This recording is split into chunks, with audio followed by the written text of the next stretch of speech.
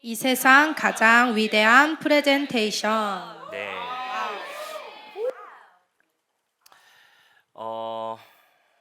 우리 아브라함 시리즈 이제 지난주는 첫 번째 인트로의 시간이었고 오늘 우리가 이제 본격적으로 이제 창세기 12장을 중심으로 아브라함에 대한 이야기를 통해 하나님의 말씀을 통해 우리가 또 하나님의 음성을 듣도록 하겠습니다. 여러분 프레젠테이션이라고 하는 단어 여러분 많이 들어보셨고 또 학교에서 또 직장에서 많이 사용해 보셨죠? 프레젠테이션은 여러분 시청각 자료를 활용해서 또 사업이나 계획 등의 절차를 이제 구체적으로 발표해가는 그런 활동을 의미합니다. 순 우리말로 정리돼 있더라고요. 순 우리말로는 시청각 설명회 이렇게 돼 있어요. 그죠? 프레젠테이션을 시청각 설명회라고 하죠. 여러분 사람들 아직도 최고의 PT, 최고의 프레젠테이션 하면 누굴 떠올리나요, 여러분? 스티브 잡스의 PT를 떠올립니다. 그래서 아이폰 프레젠테이션을 많은 사람들은 굉장히 탁월하고 역사에 길이 남을 명 PT로 많은 사람들이 꼽곤 합니다. 그래서 스티브 잡스는 이 PT를 더 이상 어떤 형식적인 보고나 브리핑의 수준으로 두지 않고 이 PT를 활용해서 하나의 드라마틱한 쇼가 될 수 있도록, 그리고 이 PT 한 번으로 사업과 어떤 이 매출의 손익을 결정할 만큼의 굉장히 높은 수준의 경지로 끌어올렸다라는 평을 받는 게 바로 이 스티브 잡스의 이 프레젠테이션 능력이었죠. 이 스티브 잡스의 프레젠테이션의 특징을 그래서 많은 사람들이 분석했어요. 뭐가 다른 것일까? 이 스티브 잡스가 도대체 이 어떤 프레젠테이션을 그가 가진 탁월함이 뭘까라고 하면서 많은 사람들이 사실 분석을 했잖아요. 근데 저도 그 좀 특징과 분석들을 좀 찾아보다가 흥미로운 한 가지를 발견했어요. 어떤 사람이 이 스티브 잡스의 프레젠테이션의 특징을 찾아냈습니다. 뭐라고 한 특징을 찾아냈는데 이렇게 얘기했어요. 그의 PT의 핵심 중 한 가지는 바로 뭐냐면 자신의 메시지를 믿게 한다라는 거였어요. 아무리 재밌고 청중이 집중하고 그렇게 발표자가 열심히 한다 할지라도 그 발표자가 던지는 메시지를 믿지 않는다면 사실은 그 프레젠테이션은 시간 낭비에 불과하다. 그렇죠? 그래서 잡스는 메시지를 믿게 하기 위해서 언론을 인용하기도 하고 믿을 만한 제3자의 코멘트를 증거로 활용하기도 하고 자신의 주장을 뒷받침할 만한 다양한 증거를 적당히 보여줌으로써 자신의 메시지가 사람들이 느낄 때 와, 되게 믿을 만한 객관적인 진실로 믿도록 만들었어요. 여러분, 듣는 사람들이 믿음이 생기면 어떻게 되겠습니까? 그들이 이제 믿음이 생기면 당연히 듣는 투자자들이나 소비자들이 당연히 그들이 지갑을 열고 구매가 연결되는 그런 결과를 만들어내는 거죠.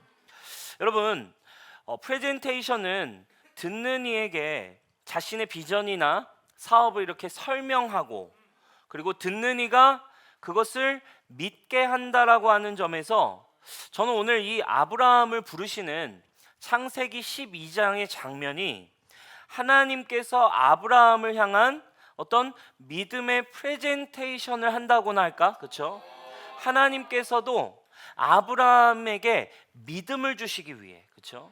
믿게 하시기 위해서 하나님이 계속해서 뭔가를 제안하시는 하나님의 프레젠테이션과 같다고 느껴졌어요. 여러분, 그분이 어떻게 믿음을 가질 수 있게끔 탁월한 PT, 탁월한 프레젠테이션을 여러분 하셨을까요? 여러분 궁금하지 않으세요? 그죠? 도대체 하나님이 하시는 프레젠테이션은 어떤 프레젠테이션일까? 그렇죠? 여러분 그걸 우리가 오늘 한번 좀 살펴보도록 하고 보도록 할 겁니다. 하나님의 첫 번째 프레젠테이션의 핵심은 무엇이었을까요? 첫 번째는 바로 이거였어요. 아브라함, 너는 복이 될지라, 이렇게 얘기하셨어요. 그러면서 설명을 하시는 거죠. 아브라함, 네가 만약 나를 따라오기를 선택한다면, 네가 나를 선택해 주신다면, 고객님이 저를 선택해 주신다면 내가 너로 큰 민족을 이루게 할게. 그리고 너에게 복을 주어서 네 이름을 엄청나게 창대하게 해줄 거야. 그리고 너는 복이 될 거야. 이렇게 이야기하셨어요. 3절에 덧붙이시죠. 너를 축복하면 내가 복을 받게 하고 반대로 너를 저주하는 사람은 내가 또 저주를 받게 할게. 내가 보장할게. 모든 사람은 다 너를 통해 복을 다 받을 거야. 여러분, 엄청난 제안이죠. 그리고 하나님은 굉장한 프레젠테이션의 능력을 또 굉장히 쓰십니다. 그죠? 많은 사람들이 시청각 자료를 프레젠테이션 할 때 뭐 만들어 왔어요. 멋진 디자인도 만들고 영상도 만들어서 막 프레젠테이션을 하죠. 하나님도 자신이 직접 만든 걸 보여주세요. 하늘의 별을 봐라. 그죠? 그리고 바다의 모래알을 봐라. 여러분, 어마어마하죠. 그죠?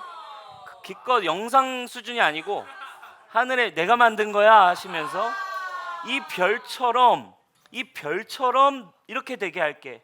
그러니까 여러분, 아브라함이요, 이 비전을 따라갈 수밖에 없죠. 하나님의 이 프레젠테이션에 감동을 받아서 아브라함은 믿음의 선택을 하게 되죠. 여러분, 근데 여러분, 오늘 이 하나님께서 아브라함을 향한 이 믿음의 제안, 이 프레젠테이션을 할 때 하나님이 아브라함을 향해 제안하셨던 제안의 핵심이 한 가지 있었어요. 그게 뭐냐면 바로 복이라고 하는 키워드예요. 내가 복을 줄 거다. 복. 여러분, 이 복이라고 하는 게 굉장히 중요한 핵심입니다. 여러분, 사실 인간에게 있는 가장 큰 갈증이 뭐냐? 뭐예요, 여러분? 바로 복입니다. 복. 사람은 그래서 복을 추구해요. 복 받고 싶어요. 복을, 행복이죠, 행복. 그죠?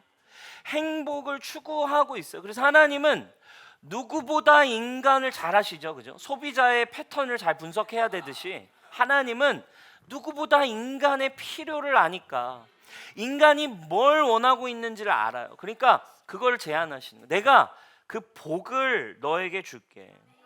복을 찾고 있는 존재인 인간을 향해 와서 너 복 찾고 있지? 제가 당신을 위해 준비했어요. 당신이 그 복을 받게 되고 당신이 복이 됩니다. 행복. 여러분, 이게 인간이 잃어버린 한 가지이고 인간이 추구하는 그 한 가지예요. 하나님이 아브라함에게도 오셔서 단도직입적으로 딜을 거십니다. 아브라함에게 어떤 약속들을 제안하시는, 우리 2절에 이렇게 나오죠. 네가 큰 민족을 이루게 된다. 그리고 네 이름을 창대한, 그러니까 네 이름을 어마어마하게 유명하게 해줄게. 여러분 솔깃하지 않으신가요? 그죠? 큰 민족을 이루고 네 이름을 엄청 유명해지게, 인플루언서로, 그죠? 인플루언서 구독자 1억 명 된다고 한번 생각해 보세요. 여러분, 진짜 근데 아브라함 지금 여러분 우리 지난주 나눴죠? 아브라함을 믿음의 조상이라고 팔로우하는 사람이, 구독자가 한 인구가 62%니까 한 40억 명 정도가, 그죠? 어마어마한 거죠. 여러분, 근데 사실은 지금 이런 제안을 하셨어요. 사실 여러분, 지금 근데 아이러니한 게 있어요. 큰 민족이 되고 이름을 창대하게 하는 거, 이 복을 사실 근데 받고 싶어서 11장을 보면 사람들이 이 복 때문에 바벨탑을 쌓거든요. 그렇죠? 11장 4절을 보면 그 바벨탑을 쌓는 동기가 지금 하나님이 제안하신 복이랑 굉장히 좀 비슷해 보여요. 4절을 한번 볼까요? 그들은 또 말하였다. 자, 도시를 세우고 그 안에 탑을 쌓고서 탑 꼭대기가 하늘에 닿게 하여 우리의 이름을 날리고 우리 민족이, 우리 모두가 온 땅 위에서 흩어지지 않고 더 똘똘 뭉쳐서 우리가 더 커지게 하자, 이런 거죠. 그러니까 이들은 사실 지금 이름을 날리기 위해서, 이름이 창대케 되기 위해서 이 복을 쟁취하려고 난리가 난 세상에서 하나님이 지금 이상해요. 이 바벨탑을 쌓고 있는 사람들이 추구하는 거랑 마치 똑같은 복을 제안하시는 것처럼 느껴지죠. 그렇죠? 여러분, 하나님이 얼핏 보면 세상에서 잘 되는 그 복을 똑같이 제안해서 믿게 하시는 것처럼 느껴집니다. 그런데 여러분, 차이가 한 가지 있어요. 세상에서 받는 복을 주님이, 예수님 믿는다고, 하나님 믿는다고 그냥 세상이 말하는 복이 전부가 아니라 이거예요. 그렇게 보일 수 있지만 하나님은 오늘 가장 중요한 한 가지의 제안을, 복에 대한 한 가지의 제안을 하세요. 그게 뭐냐면 바로 2절의 마지막 부분이에요. 너의 이름을 창대하게 하고 너의 민족을 크게 하겠다. 여기까지는 비슷해. 근데 한 가지 다른 점이 있습니다. 그게 뭐예요? 바로 너는 복이 될지라 라고 하는 거예요. 개역 한글에는 이 표현을 너는 복의 근원이 될 것이다 라고 표현을 했어요. 여러분, 이게 사실 네가 복 자체, 너를 복의 근원이 되게 한다라고 하는 하나님의 이 딜이, 이 제안이 사실은 하나님이 아브라함을 향해 던지신 이 하나님의 나라와 믿음에 대한 프레젠테이션의 결정타예요.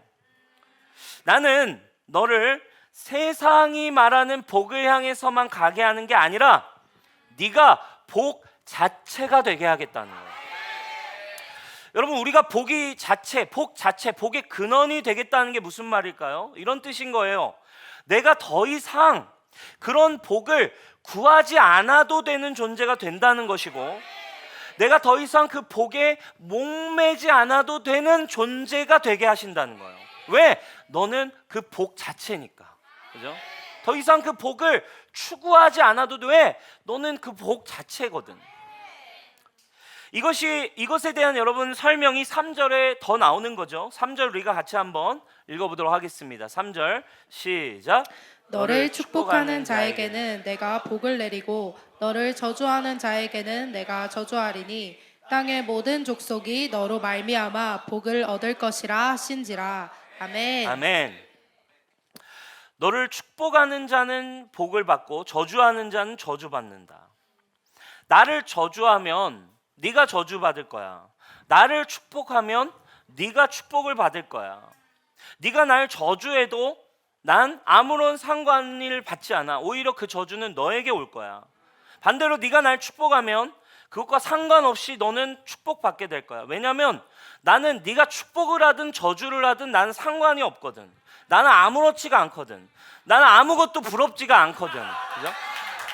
하나님이 우리를 여러분 복으로 만드신 이유는 중요해요. 더 이상 세상 속에 있는 복과 저주의 개념에서 쩔쩔매는 존재가 아니라 그 모든 복과 저주의 기준에서 이제 우리를 자유케 하게 하셨다라는 거예요. 왜? 우리가 복 자체이기 때문에. 세상에 잘 사냐 못 사냐의 기준에서부터 우리가 더 이상 연연하지 않는 존재가 되게 하셨어요. 왜? 너가 복, 행복 그 자체니까.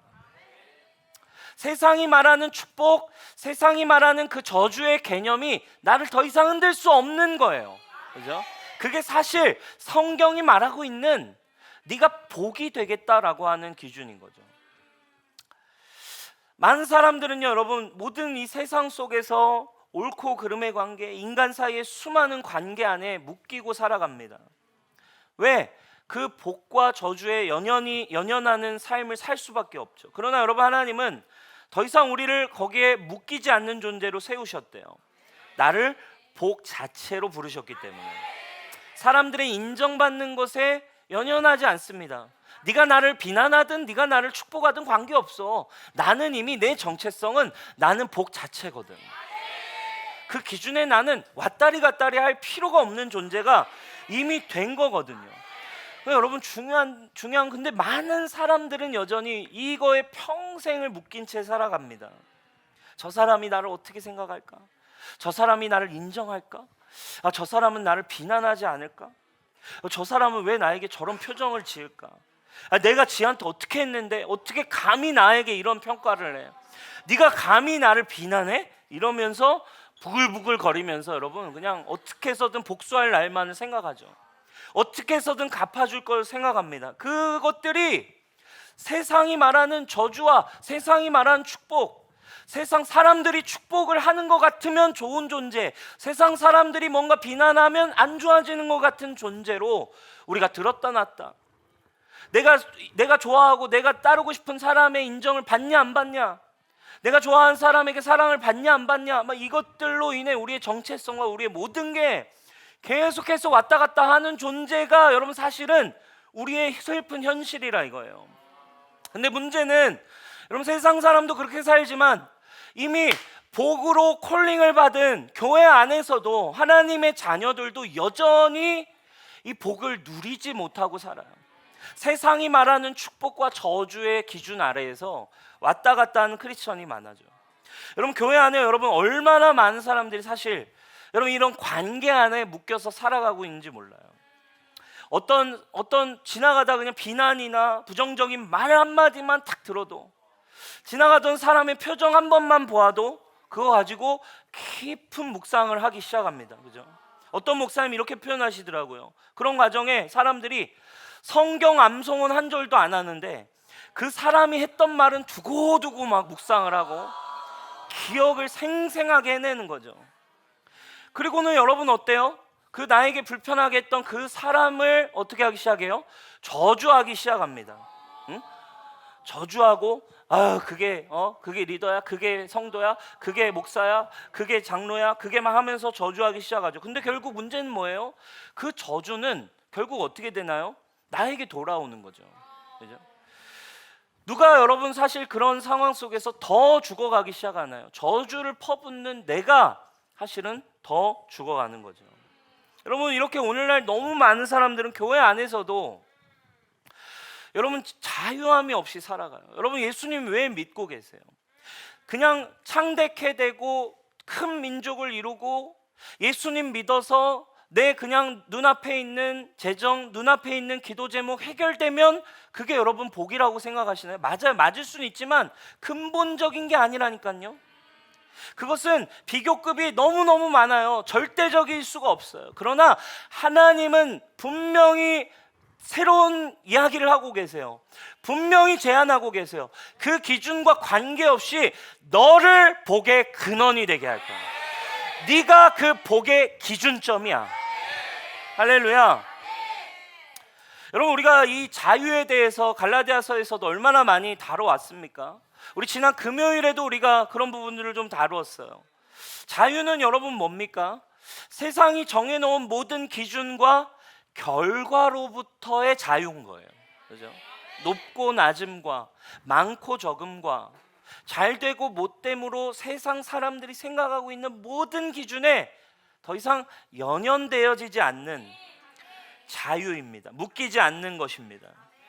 그 이유가 오늘 말씀에 분명하게 명시되어 있는 거예요. 왜 그래요? 바로 저와 여러분이 하나님 안에서 복의 근원, 복 자체가 되었기 때문입니다. 여러분 이 복 자체가 된 사람들은 결국 어떻게 되겠어요? 이 기준으로부터 사람들의 저주와 축복과 세상이 말하는 복과 저주의 개념에 여러분 묶이지 않아요. 과거에 대해서도 또 나의 미래에 대해서도 아무런 묶임이 없습니다. 두려움이 없습니다. 불안이 없습니다. 그리고 하나님이 주신 믿음과 하나님이 주신 창의성과 하나님이 주신 탁월함과 하나님이 주신 생각과 하나님이 주신 아이디어와 하나님이 주신 열정으로 살아갈 수 있는 거예요. 그 결과에 연연하지 않습니다. 누가 인정을 해주든 안 해주든 하나님이 주신 축복과 사랑 안에 만족한 정체성. 그럼 이것이 진짜 복인 거죠. 너는 그 복 자체가 되도록 내가 너를 원래 창조했다. 사람들의 기준에 너 왔다 갔다 하는 존재가 아니야. 이걸 우리에게 지금 그 복을 제안하고 계세요. 여러분 그러면 이 복을, 복 자체가 되는 걸 여러분 우리에게 어떻게 갖게 하실까요? 여러분 우리는 사실은 우리의 힘으로는 이 복의 근원이 될 수는 없어요. 이미 기회를 잃었고 이미 죄로 말미암아 우리는 전적으로 부패해서 우리의 힘과 능으로는 복 자체가 되는 힘을 가질 수 없게 됐습니다. 그래서 하나님은 이 땅에 창조자이시고 복의 근원은 사실 누구예요? 바로 하나님 자신이세요. 하나님 복의 근원 자체이신 예수님을 이 땅에 보내셨습니다.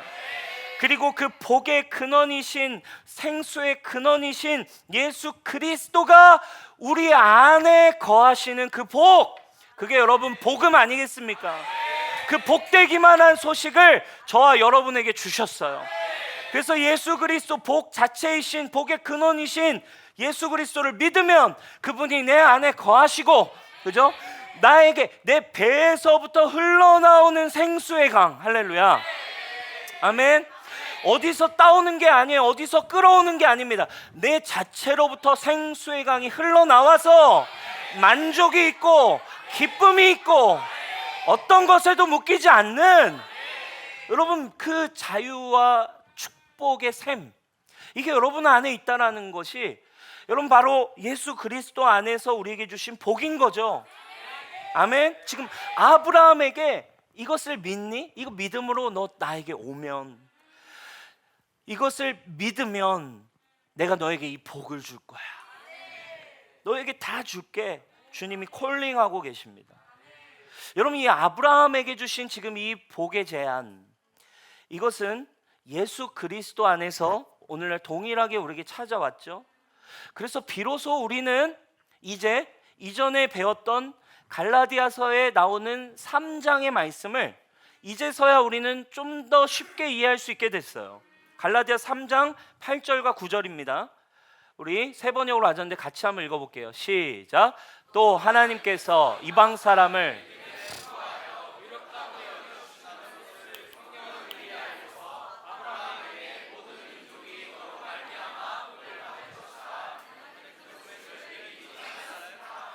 그러므로 믿음에서 난 사람들은 믿음을 가진 아브라함과 함께 복을 받습니다. 아멘.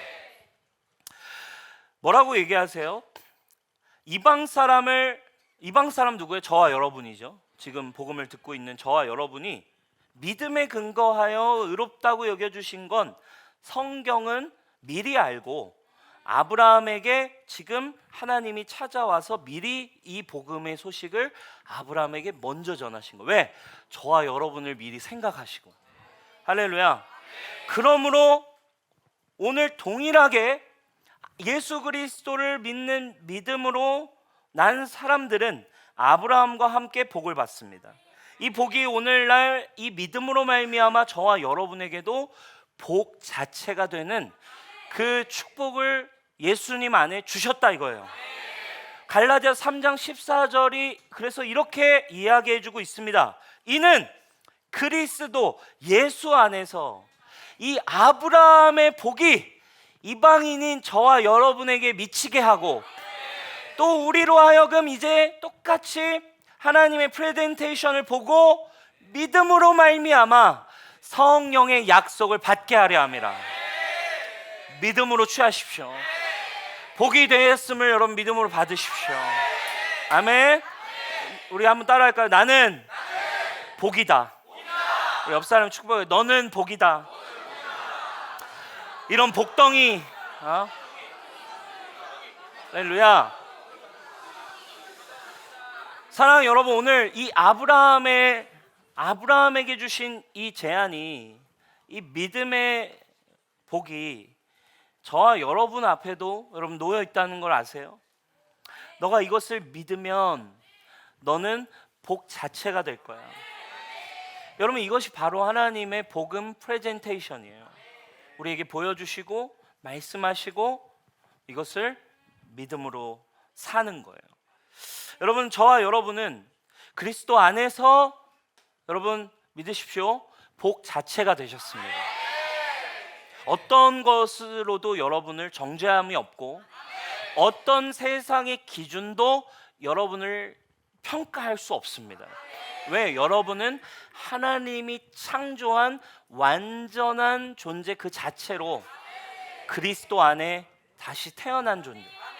그냥은 아니에요. 여러분이 믿을 때. 아멘. 여러분, 이 믿음 안에서 결국 어떻게 됩니까? 이 믿음을 가진 사람, 복 자체가 된 사람 당연합니다. 세상 사람은 이제 나로 인해 당연히 복의 기준이 바뀌어지면서 이 새로운 복을 받게 되기 시작하겠죠. 그렇지 않겠어요, 여러분? 우리가 여러분 이 복의 기준이 되어서 새로운 복 자체가 되어서 나가기 시작할 때 여러분 뭔가 다른 향기가 나기 시작할 겁니다. 뭔가 다른 느낌이 나오기 시작할 거예요. 그럼 사람들이 물을 겁니다. 야, 너는 어떻게 그렇게 행복해? 야, 너 옛날에 되게 어두웠는데 너 되게 눈빛이 달라졌어. 야, 너 어떻게 그렇게 뭔가 자신감이 있어? 너 어떻게 그렇게 자유해졌어?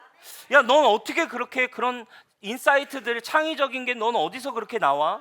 너의 열정은 어디서 나와? 너의 평안함은 어디서 나와? 너의 그 선함, 너 왜 이렇게 착해졌어? 너 옛날에 진짜 너 옛날에 싸가지 좀 없었잖아. 응? 근데 너 어떻게 이렇게 착해졌고, 너 어떻게 이렇게 지갑을 쉽게 열어? 너 왜 나한테 커피 사주는 거야?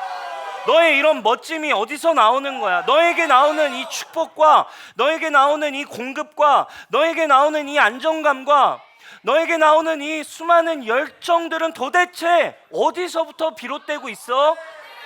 도대체 그 비결이 뭐야? 그 비결이 궁금해? 그러면 주일 3시에 홍대로 와. 홍대로 주일 3시에 와봐. 더 궁금해? 그러면 라이프 클래스로 한번 와봐. 이 복을 좀 네가 받고 싶으면 라이프 클래스에 한번 와서 이걸 조금 더 누려봤으면 좋겠어. 할렐루야. 라이프 클래스를 위한 큰 그림이었습니다, 여러분. 여러분, 라이프 클래스 이제 곧 시작되잖아요. 여러분, 진짜 꼭 진짜 우리 교회 오셔서 1년에 한 번인데 양육 시간이 함께하고 또 가족이 되고 또 더 우리 삶을 주님 안에서 진짜 이 진짜 참된 복 자체가 되어서 정말 이 새로운 복의 기준으로 살아가는 삶, 묶이지 않고 자유 가운데 살아가는 삶, 진정한 변화로 누려가는 이 삶을 여러분 누려가시길 축복해요. 아멘. 여러분, 그래서 여러분 우리가 이게 중요해요. 복 자체가 복의 기준이 바뀌어서 복 자체가 그리스도 안에서 된 사람들이에요. 여러분, 창세기 12장을 통해 정의하는 성도는 누구입니까? 바로 참된 행복 그 자체가 된 사람이 사실은 우리가 창세기 12장을 통해 볼 수 있는 그리스도인의 정의예요. 그죠? 그리스도인은 누구냐면 그리스도 안에 참된 행복 그 자체가 되어진 사람들. 아멘. 그리스도인은 예수님 믿어서 더 행복해지는 삶 아니에요. 예수님 믿어서 재정을 더 축복받는 삶 아니에요. 그건 그 다음 이야기예요. 먼저 시작이 중요해요. 시작은 너가 이미 그리스도 안에서 복 자체야. 세상이 말하는 축복이나 세상이 말하는 저주, 세상의 높고 낮음의 기준이 너를 정의하지 않아. 하나님 안에서 너는 이미 존귀하고 온전하고 가장 행복한 존재야. 잘 안 믿어지죠, 여러분? 그죠? 그러니까 여러분이 더 오셔야 돼요. 이 프레젠테이션을 더 많이 들어야 돼요. 여러분, 이게 우리의 정체성이에요. 여러분, 그러면 우리 교회에서 우리가 사실 복음을 전해요. 전도한다고 하죠, 그죠? 여러분, 우리가 하는 그러면 전도라는 건 사람 모으는 게 아니에요. 네? 그냥 나가서 그냥 사람들 데려다 앉아놓는 게 여러분 전도가 아니에요. 그냥 나가서 무조건 예수님 믿으세요 한다고 내가 또 의로워지는 것도 아니에요. 진짜 성경적인 전도는 뭐예요? 여러분, 그러니까 행복하지도 않으면서 자기가 축복과 저주에 자유하지도 않으면서 사람들에게 복음을 전하는 게 무슨 소용이 있겠습니까? 그렇죠? 내가 진짜 행복하지 않은데, 내가 지금 눈앞에 재정 10,000원만 없어도 내가 지금 힘들고 어려워 죽겠는데, 내 삶이 지금 너무너무 지금 압박 가운데 죽겠는데 여러분 어떻게 복음을 전하겠어요? 그게 무슨 소용이 있겠어요? 아니에요, 여러분. 행복 그 자체가 된 사람들이 이 세상에 아직도 행복을 추구하려고 복을 얻기 위해 추구하고 막 달려가고 있는 사람들에게, 복이 필요한 사람들에게 참된 행복을 전하는 거예요. 아멘. 여러분, 그 당당함, 그 정체성을 가진 사람이 행복을 가진 사람이 행복한 사람을 만드는 거죠. 저는 우리 유성교회 전도가 그런 전도가 되길 바래요. 나를 봐, 나를 봐, 나를 봐. 행복해 보이지 않아? 눈물이 주르르 흐르는 행복이 아니라, 행복해 보이지 않아? 억지로가 아니라 정말 여러분들의 삶이 자유 안에서. 여러분 그럼 생각해 보세요. 참된 이 복을 가진 자들이 번성하는 거, 그렇죠? 큰 민족을 이루는 거, 여러분 얼마나 기쁜 일이겠어요. 하나님이 얼마나 좋아하시겠어요. 이 세상에 이 주님이 제안한 이 복 받지 않을래? 너 복으로 너 자체가 복이야라고 하는 이 복, 그리고 그리스도 안에서 주신 이 복이 세팅된 사람이 잘 되는 거, 번성하는 거. 왜? 그 사람은 가는 곳마다 이 새로운 복의 기준을 전하는 사람이거든요. 여러분 그런 믿음을 가지시길 축원해요. 여러분들이 살아있는, 여러분들이 영위하는 그 자리에서 예수님 이용해서 영향력을 갖는 어떤 복음, 이런 가짜 복음 말고 진짜 행복, 복음이 된 사람이 되어서 여러분들이 하는 직업으로, 여러분들이 하는 음악으로, 여러분들이 하는 모든 일들 안에서 진정한 기준을 제시하길 바라요. 아멘. 그러면 여러분 얼마나 잘 돼야겠어요. 참된 복을 가진 자들이 창대케 되는 거. 여러분 얼마나 하나님이 기뻐하시겠습니까? 이게 주님이 원래 세상을 창조하신 목적인 거예요. 복을 받은 하나님의 복 자체인 아담과 하와가 번성하고 땅에 충만하고 세상을 다스리고 세상을 정복하라고 주님은 말씀하셨어요. 오늘날도 동일합니다. 예수 그리스도 안에 복 자체로 다시 새롭게 된 행복한 자들이 여러분 번성하게 될 것이고 통치하게 될 것이고 정복할 수 있는 힘을 하나님은 원하신다 이거예요. 저는 우리의 셀들이 그런 교회들로 일어나길 바라요. 진짜 복을 가진 사람들. 이 땅에 복된 이런 성도들이 결국 교회를 통해 이 세상에 참된 행복을 흘려보낼 수 있는 삶. 그게 여러분 전도의 가치예요. 그게 전도의 이유예요. 그게 전도의 정의입니다. 그것은 내 이름을 높이는 바벨탑이 아니라 내 안에 계신 예수 그리스도의 영광으로 살아가기 때문이죠. 여러분 이 삶을 여러분들이 믿음으로 취하는 삶이 되길 축원합니다. 여러분 이걸 위해 하나님은 아브라함에게 제안하신 한 가지가 있어요. 네가 이 삶을, 내가 너를 이렇게 초대하는데 이걸 위해 제안하신 전제 조건 한 가지가 있었어요. 뭐였어요? 두 번째, 고향과 친척과 아버지의 집을 떠나라는 것이었어요. 우리 1절 말씀 한번 읽어보겠습니다. 시작. 여호와께서 아브라함에게 이르시되 너는 너의 고향과 친척과 아버지의 집을 떠나 내가 내게 보여줄 땅으로 가라. 아멘.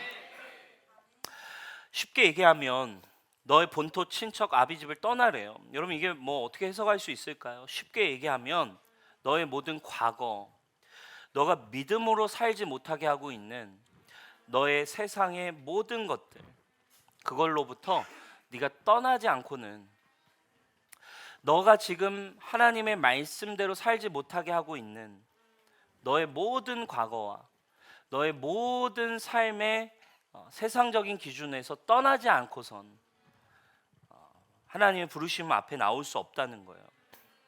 여러분 근데 오늘 이 아브라함에게 주셨던 이 떠나라, 친척 아비 집을 떠나라는 부르심은 엄연히 따지자면 아브라함에게 두 번째로 주신 부르심이었어요.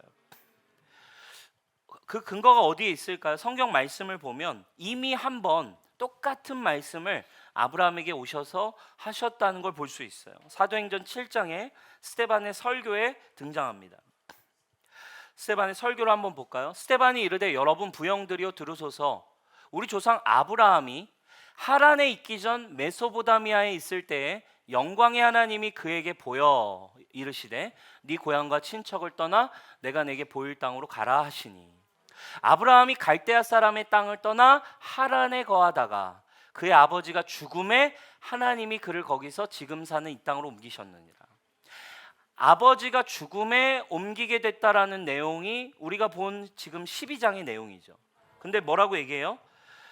아브라함이 하란, 지금 12장의 배경이 하란이에요. 근데 하란에 있기 전 갈대아 우르, 메소포타미아 갈대아 우르죠.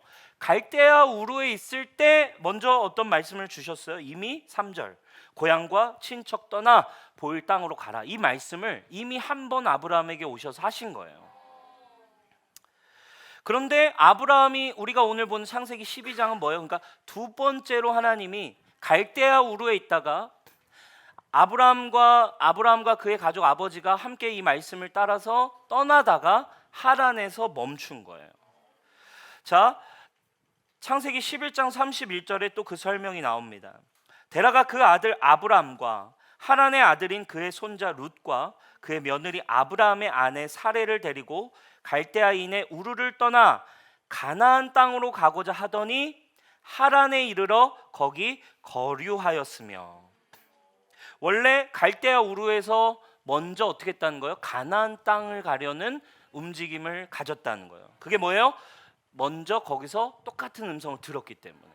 근데 지금 어디에 멈췄어요? 하란에 멈춰서 거기서 가나안 땅까지 가지 못하고 정착해 버렸어요. 여러분 왜 그랬을까요? 이미 한번 갈대아 우르에서 아브라함에게 나타나셔서 아브라함아 너 떠나라. 떠나서 내가 너에게 보여줄 땅으로 가라. 예 하나님 하고 떠났다가 하란에 멈추더니 거기서 이제 그냥 또다시 정착해 버렸어요. 거기서 뭐 했길래 왜 순종을 못했을까요? 아브라함이 뭐 했길래? 그냥 게을러서 아니면 바빠서 뭐 여러 가지 이유가 있겠지만 힌트가 또 성경에 나와 있어요. 아브라함이 순종하지 못한 이유에 대한 힌트가 한 가지 나오는데 여호수아서에 이제 등장합니다. 여호수아가 또 아브라함에 대한 설명을 할 때 이렇게 표현을 합니다. 여호수아 24장 2절이에요. 여호수아가 모든 백성에게 이르되 이스라엘의 하나님 여호와께서 이같이 말씀하시기를 옛적에 너희 조상들 곧 아브라함의 아버지 나홀의 아버지 데라가 강 저쪽에 거주하여 다른 신들을 섬겼으나. 뭐 하고 있었대요? 하나님의 말씀은 있었지만 움직이려고도 했지만 결국 뭐 하고 있었기 때문에 우상을 섬기고 있었어요. 우상을 섬기고 살아가느라 아브라함이 하나님의 말씀을 따라갈 수가 없었대요. 창세기 11장에 나오는 바벨탑을 쌓는 사람들처럼 이 현실 때문에 그리고 잃어버린 복의 기준들 때문에 이들도 몸이 너무 무거운 삶이었어요. 그저 세상 속에 파묻혀서 정신없이 살다 보니까 어느새 하나님의 뜻을 따라 움직일 수 없었어요. 너무 연약함과 너무 자신의 죄와 자신의 삶이 하나님의 말씀을 짓누릅니다. 그런 아브라함에게 주님이 오셔서 말씀하세요. 너의 고향, 너의 친척, 너의 아버지 집을 떠나라. 너 지금 거기 있으면 안 된다. 너 지금 그걸 떠나야만 내가 너에게 주는 복을 받을 수 있다는 거예요. 여러분 마음이 무거워지시죠? 그죠? 아까까지는 좋았는데 복 자체가 된다는 것까지 좋았는데 그러려면 계약 조건이 있대요. 네가 가지고 있는, 네가 거하고 있는 곳에서 네가 좀 정리하고 떠나서 이쪽으로 오지 않으면 안 된다. 근데 여러분 여기서 떠난다라고 하는 의미는 사실은 근데 힘들어할 필요가 없는 거예요. 동시다발적 의미를 가지고 있어요. 그게 무슨 말입니까? 마지막 결론입니다. 떠난다라는 건 사실 뭘 의미해요?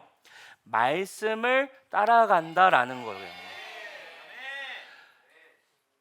자, 4절 말씀에 이렇게 나옵니다. 우리 4절 말씀 같이 읽어봅시다. 시작. 이에 아브라함이 여호와의 말씀을 따라갔고 롯도 그와 함께 갔으며 아브라함이 하란을 떠날 때에 75세였더라. 네. 아멘. 뭐 했대요? 여호와의 말씀을 따라갔고요. 이 말은 사실 뭐예요? 여호와의 말씀을 따라갔다는 건 본토 친척 아비집을 떠났다라는 거예요. 이제 너의 모든 과거, 너의 모든 세상의 기준, 네가 머물고 있는 현실의 자리 우상으로부터 떠나야 돼. 이 말은 다른 말로 하면 이제 말씀 따라가자라는 뜻인 거예요. 근데 여러분 이게요 동시다발적인 현상인데 여러분 어떤 것을 따라가느냐는 굉장히 어감이 다르게 느껴져요. 자, 너가 있는 지금 우상의 자리, 네가 있는 죄악의 자리, 네가 하나님의 말씀대로 살 수 없는 그 자리, 네가 계속 넘어지고 있는 자리, 하나님 무시하고 있는 그 자리 떠나. 이 말은 굉장히 부담스러워요. 그죠? 그죠? 부담스러워요. 그죠? 못 들은 척 하게 돼요. 자꾸 목사님의 설교를 해도 이런 얘기는 이러면서 우리가 못 들은 척 하게 되고 부담스러워요. 왜? 너무 여러 가지 손해 볼 것들이 생각나고 자신이 없고 힘들 것 같고 부담이 되죠. 그리고 결국 떠나지를 못합니다. 그런데 여러분 중요한 건 떠나라는 게 중요한 게 아니라 떠나라가 아니라 말씀을 따라가라는 거예요. 할렐루야. 그럼 많은 사람들이 중독에 빠져가지고 그 중독이 자기를 망치는 걸 알아요. 그리고 그 중독을 끊어보고 싶어 합니다. 근데 그걸 끊고 싶어도 쉽게 끊어내지를 못해요. 여러분 그럼 누가 중독을 끊어낼까요, 여러분? 사실은 그 중독을 끊는 게 아니에요. 그 중독을 끊는 게 아니라 다른 습관과 올바른 삶으로 중독이 다른 습관으로 대체된 거죠. 다른 건강한 무언가를 추구하고 건강한 무언가를 따라가기 시작하다 보니 나도 모르게 어느새 이 중독으로부터 멀어져 있는 거예요. 담배를 끊어야지 무조건 끊을 거야, 끊어야 돼 한다고 끊어지지 않습니다. 담배를 대체할 무언가가 생겼을 때 끊어지는 거예요. 아멘. 오늘 하나님이 동일하게 여러분을 부르고 계십니다. 여러분들의 환경과 상황과 세상의 기준들로부터, 세상이 추구하는 잘못된 복의 기준으로부터 떠나라. 그 떠나라는 말은 뭐예요? 나의 말씀을 따라오라는 거예요. 내가 너를 복이 되게 할 것이다. 사랑하는 여러분, 그래서 들으셔야 되는 거예요. 계속해서 주님의 말씀을 듣는 거예요. 끊는 거, 그러니까 떠나라는 걸 여러분들이 주목하지 마시고 여러분 이 시즌 하나님의 말씀 앞에 하나님의 음성을 듣는 것에 여러분 나아가는 여러분 되시길 축복합니다. 말씀을 따라가기 위해 언제나 하나님이 제안하시는 하나님이 복음 앞에 여러분들이 서 있으셔야 돼요. 계속해서 들어야 우리가 따라갈 수 있기 때문입니다. 말씀을 따라가는 결단이 여러분들에게 있기를 축복합니다. 자리에서 일어납시다.